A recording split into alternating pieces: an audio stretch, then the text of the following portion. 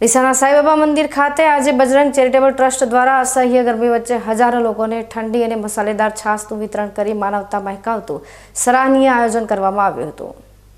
કાળઝાળ ગરમીના પ્રકોપ વચ્ચે જ્યારે સૂર્યદેવ અગનગોળા વણ વરસાવી રહ્યા છે, ત્યારે સેવા અને સમર્પણની સુવાસ ફેલાવતી એક સુંદર ક્ષણ ડીસાના આંગણે જોવા મળી। ડીસા નગરપાલિકાના પૂર્વ સદસ્ય આદરણીય રાજુભાઈ ઠાકોર ઉર્ફે બજરંગ આજે ભલે આપણી વચ્ચે સશરીર હાજર નથી, પરંતુ તેમની સેવાની ચેતના આજે પણ લોકોના હૃદયમાં જીવંત છે। તેમની ત્રીજી માસિક પુણ્યતિથિના આ કરુણ અને લાગણીસભર અવસરે બજરંગ ચેરિટેબલ ટ્રસ્ટ દ્વારા એક અનોખી સ્વરાંજલિ અર્પણ કરવામાં આવી હતી। આ અસહ્ય ઉનાળાની ઋતુમાં રસ્તા પરથી પસાર થતા રાહદારીઓ અને શ્રમિકોના સૂકાતા ગળાને તૃપ્ત કરવા માટે ઠંડી મસાલેદાર છાશના વિતરણ કેમ્પનું સુંદર આયોજન કરાયું હતું। બપોરના ધોમધકતા તાપમાં જ્યારે માણસ વ્યાકુળ બની જાય છે, ત્યારે સાંઈબાબા મંદિરના પટાંગણમાં આયોજિત આ કેમ્પ આશીર્વાદરૂપ સાબિત થયો હતો।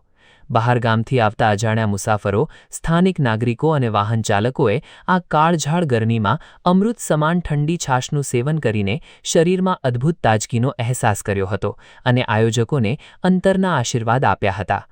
આ ભગીરથ કાર્ય પાછળનો મુખ્ય ઉદ્દેશ્ય એ જ હતો કે આકરી ગરમીમાં કોઈ પણ વ્યક્તિ ડિહાઇડ્રેશનનો ભોગ ન બને અને સૌના સ્વાસ્થ્યનું રક્ષણ થાય। સેવાની આ સરવાણીમાં હજારોની સંખ્યામાં લોકો જોડાયા હતા અને તૃપ્તિનો ઓડકાર લીધો હતો। આ ભાવભર્યા પ્રસંગે સાંઈબાબા ચેરિટેબલ ટ્રસ્ટના અગ્રણી સતીશભાઈ પંચાલ, દિનેશભાઈ ટાંક તેમજ સ્વર્ગીય રાજુભાઈ ઠાકોરના પરિવારના સભ્યો ખાસ ઉપસ્થિત રહ્યા હતા।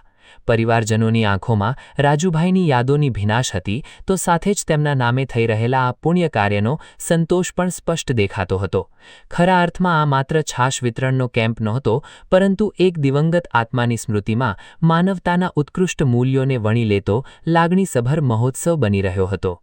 આજ રોજ 26 તારીખે રાજુભાઈ ભીખાભાઈ ઠાકોર અમારા વોર્ડ નંબર 8 પણ આખા ડીસાના 108 તરીકે જાણીતા હતા એવા કોર્પોરેટરનું આજે 3 માસ અગાઉ દુઃખદ અવસાન થયું।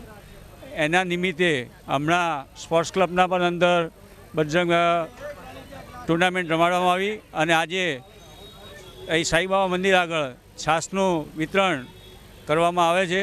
રાજુભાઈ એક એવા વ્યક્તિ હતા જે જ્યારે પણ વરસાદ ના આવતો ત્યારે સાંઈબાબા મંદિરના અંદર આવી અને વરસાદ ઇન્દ્રરાજાને રીઝવવા માટે યજ્ઞ કરતા હતા અને ખરેખર એ મેં નજરે દેખેલું છે। જ્યારે વરસાદ કરતા અને યજ્ઞ કરતા ને સાંજે જ વરસાદ આવેલો છે અને અનેક સેવાકીય પ્રવૃત્તિના અંદર રાજુભાઈ જોડાયેલા હતા।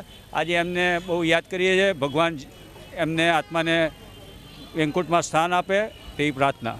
સ્વર્ગીય રાજુભાઈ ઠાકોરની સ્મૃતિમાં યોજાયેલો આ છાશ વિતરણ કેમ્પ સમાજ માટે પ્રેરણાદાયી સાબિત થયો છે, જે દર્શાવે છે કે વ્યક્તિ ભલે વિદાય લે, પણ તેના દ્વારા વાવવામાં આવેલા સેવાની સુવાસના બીજ હંમેશા સમાજને શીતળતા આપતા રહે છે।